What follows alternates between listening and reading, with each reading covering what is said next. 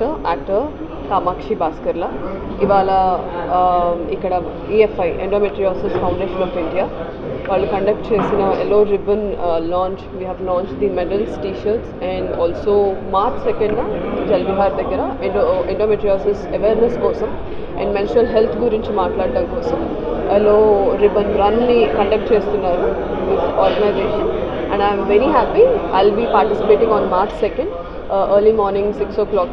We all will gather there, and I wish and I hope this is going to give voice for this unspoken disease.